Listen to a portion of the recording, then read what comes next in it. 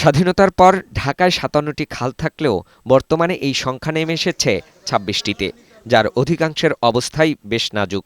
Drain ও শিল্প কলকারখানার ময়লা পানি, বর্জ্য ও দখল করে বসতি গড়ে তোলার কারণে সামান্য বৃষ্টিতেই তলিয়ে যায় রাজধানী। দখল দূষণে মৃতপ্রায় রাজধানীর খালগুলো। গবেষণা প্রতিষ্ঠান আরডিআরসির তথ্য বলছে, শুধুমাত্র ১৫টি খাল খনন করতে পারলেই দূর হবে ঢাকার ৮০% জলবদ্ধতা।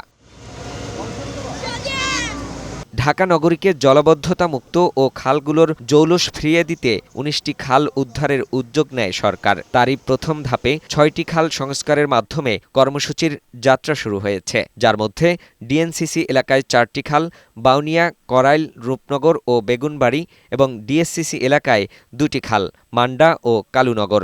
সামনে নালা বন্ধ রেখে আমরা ঘরবাড়ি থাকতারি না, পানি উঠে বর্তে মনে করেন যারা নদীটারে খাল বানাই ভালাইলো, কয়েকদিন পরে ড্রেন হয়ে যাবে। এই পানিটা যদি সইরা যায় খুব ভালোই হবে। মিরপুর ১৩তে ঢাকা উত্তর ও ঢাকা দক্ষিণ সিটির ৬টি খাল সংস্কার কার্যক্রমের উদ্বোধন করেছেন অন্তর্বর্তী সরকারের ৩ উপদেষ্টা। বলেন, খালের প্রাণ ফিরিয়ে দিতে সচেতনতা ও সহযোগিতা প্রয়োজন স্থানীয় বাসিন্দাদের। এই খালগুলোকেই পুনরুদ্ধার এবং সংরক্ষণের একটা উদ্যোগ হচ্ছে ব্লু নেটওয়ার্ক, যার অধীনে ১৯টি খালকে পুনরুদ্ধার করা হবে। সৌন্দর্য এবং পরিবেশগত উৎকর্ষ খুঁজে পায় এবং এর আশেপাশে একটা পার্কের মতো একটা পরিবেশ তৈরি করা যায়। আশা করি এই মাসে আমরা আরও 4টার কাজ হাতে দেব এবং এই বর্ষার আগেই বাকি 9টার কাজও আমরা শুরু করে দিতে পারবো।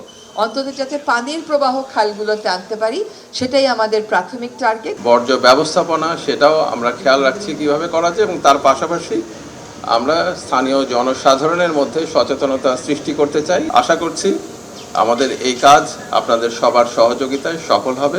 খালের অবৈধ দখল, অনুপযুক্ত ড্রেনেজ ব্যবস্থা এবং সঠিক পরিকল্পনার অভাব জলবদ্ধতার জন্য সবচেয়ে বেশি দায়ী মনে করছেন বিশেষজ্ঞরা। বিগত সরকারের আমলে বারবার ঘটা করে রাজধানীর এসব খালগুলো উদ্ধার অভিযান পরিচালনা করা হলেও কিন্তু বাস্তবে অবৈধ দখলদারদের হাতেই থেকে যাচ্ছে। অন্তর্বর্তী সরকার নতুন করে আবার উদ্ধার কার্যক্রম পরিচালনা করছে। এটি কতটা বাস্তবায়ন হয় সেটি এখন দেখার বিষয়। ফাহিম মুনাইম, বৈশাখী সংবাদ, মিরপুর, ঢাকা।